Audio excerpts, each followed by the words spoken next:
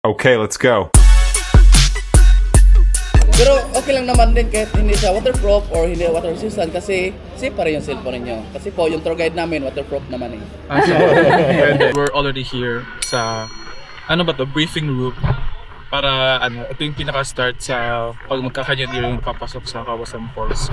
Umabot din ng mga around mga 4 hours, mga 3 hours yung biyahe from Cebu City papunta rito. And yung entrance fee is 2,000 pesos. Pero kasama na lahat yun eh, yung guide, yung mismo entrance sa canyoneering, saka yung mga gear.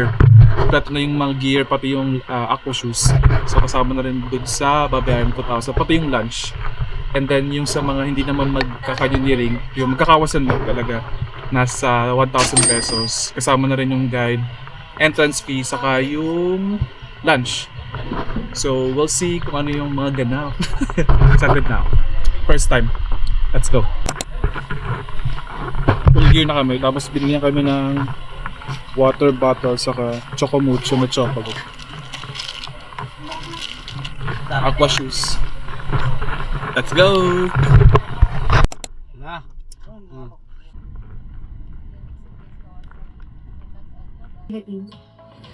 From here, take 45 minutes to walk going to the first jump, but it will only take Medyo malayo din itong place ng start ng canyoneering from dun sa meet-up. Nasa, meron 10 minutes din siguro, akit ng bundok. Tapos, may pa trekking na to.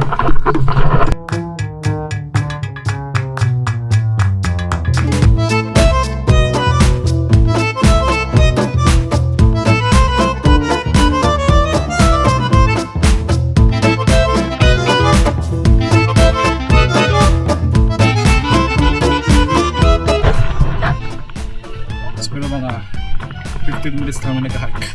Wala pa rin dun sa first part ng canyoneering. Nakakapagod.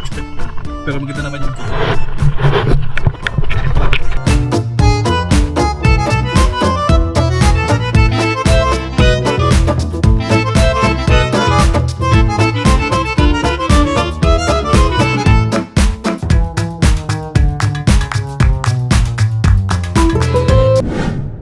Hey! Ready?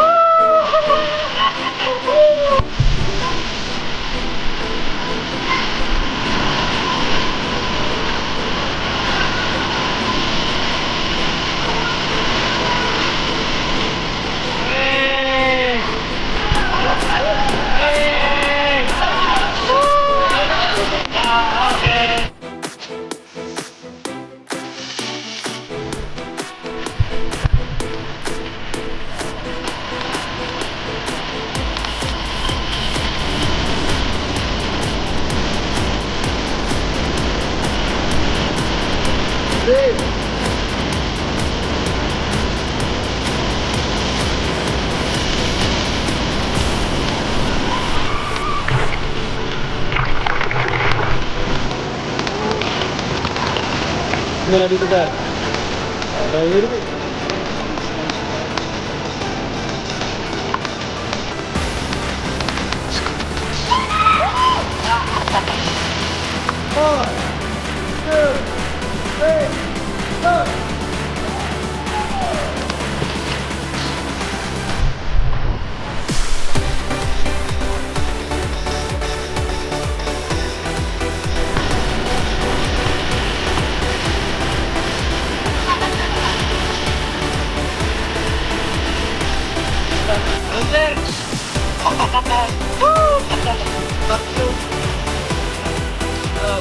Balik, baklot.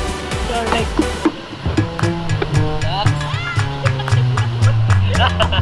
Ako na mabuti.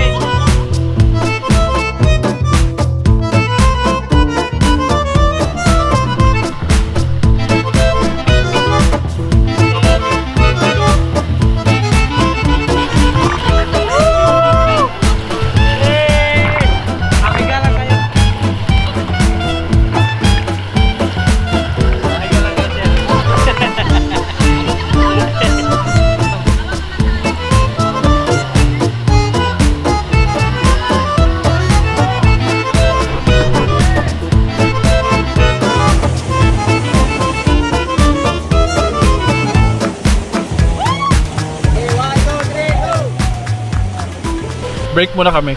Magkano yan? 80 pesos? 100 na ito lahat. Pwede na rin. 8 na cut, 20. Malaki naman na yung hotdog eh. Oh. Tatalo pa kami dito mamaya. Tatalo kami doon. Doon kami galing. Ang haba na ng pinagdaanan namin sa buhay. Hanggang doon pa sa dulo. Kain muna kami and then let's go ulit sa Tanon pa rin. Kasakit sa ilong.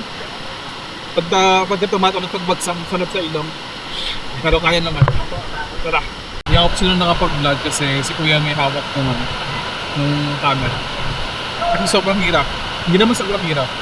Kaya naman, kaso pag ako yung may hawak, makakapagalang kami at madulas yung daan, mga bago.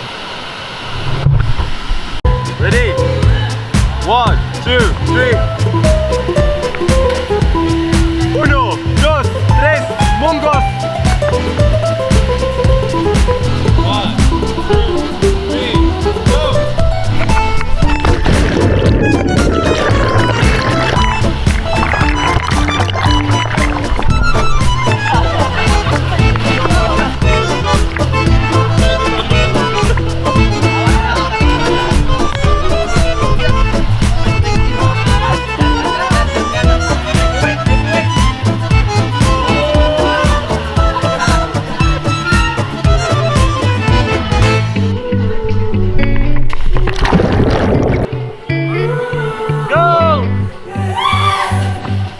These skies of different light, why noise it keeps me up all night. I can't help but think back to you. Parang 2 meters na. I wish that I could find a face that I would recognize. I replay the memory of you. It's been hard. Hinihila lang ako ni ate kasi tamad na ako mag-swim. Pagod na ang Frozen mag-swim. Sayang sarado daw yung yung 15 meters.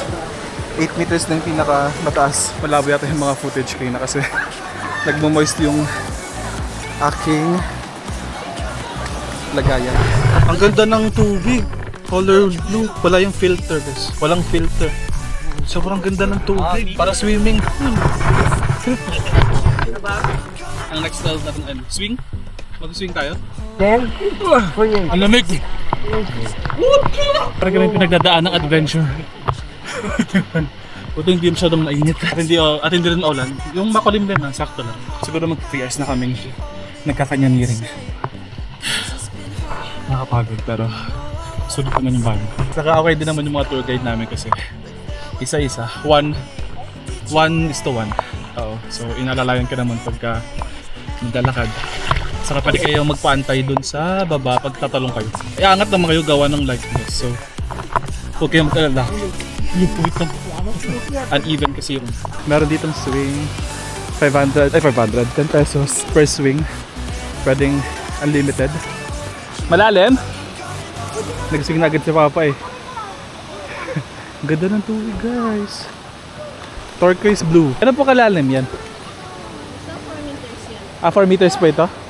Medyo malalim pala. Grabe, ang ganda ng kulay. Color blue talaga. Amazing. Ito na po ba yung pinakadulo? Pinakadulo na po ito? Hindi pa? Andun na yun sa Kawasan Falls. Yung Kawasan yung pinakadulo. Okay, Kawasan Falls na yung pinakadulo. Okay lang. Wait lang. Punta ako dyan. Exploring, make up for months that we've met. Ang galing. Your lips are calling and my voice recalling the way I could never resist. It's been so hard. I know I wanted to stay. Okay. If there was no other way, did you wait? 'Cause I've been counting days, and I'm calling up to say I'm coming home to you. I'm coming home to you. I'm coming home to you. Didn't know I decided you, but I'm coming home to you.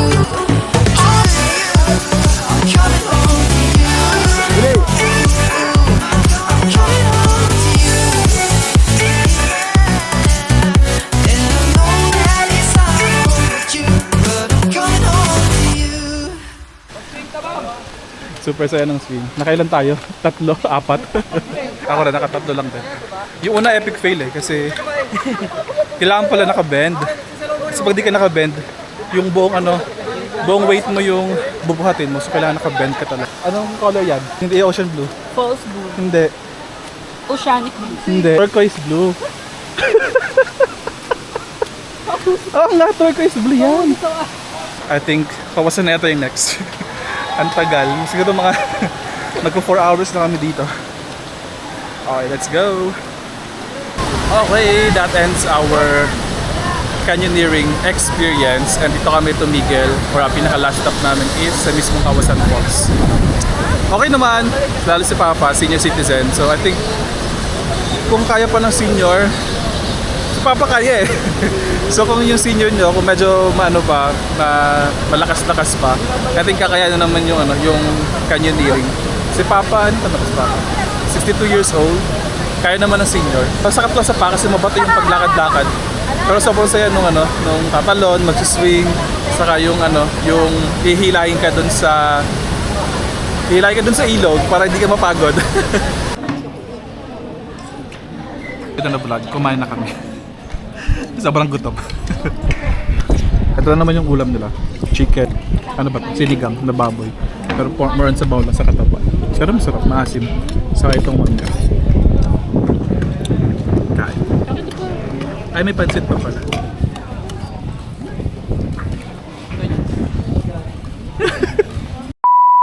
Aming next stop is Simala Shrine. Sikat daw tong shrine na to kasi maraming himala na nangyari dito, especially for healing ng mga sakit. Sabi ni Kuya, yung driver namin, marami daw ditong deboto na dumadayo pa para lang makapagsimba dito sa Simala Shrine. I think naging sikat din tong Simala Church, or also known as the Holy Eucharist, gawa nung castle-like na simbahan. Ito na siya yung pinaka-main church sa likod ko. Ayan. Ang ganda niya sa loob, puro gold actually yung yung pinaka-design. Tapos dito lang sa gilid yung sindihan ng kandila, nasa labas lang. So, ayan. Siguro kung kasi yun, Monday, siguro kung hapon kami pumunta, ang dami siguro tao dito. Tayo siya sa city, parang 2 hours from Cebu City, papunta rito sa Simala Shrine. So, considering na malayo siya tapos marami pa rin pumupunta, talagang dinadayo siya. Siguro nga mainly because of the miraculous healing ni Mama Mary dito sa shrine. Also kung makikita nyo, maraming mga letters of devotion, ganyan. Kasi nga they're looking for healing, and iba naman for Thanksgiving lang sa mga blessings. Okay, tara magdasal na tayo sa loob. Dito kami sa loob ng museum. Museum daw siya. Tapos pwede kang humalik dun kay Mama Mary. Tara.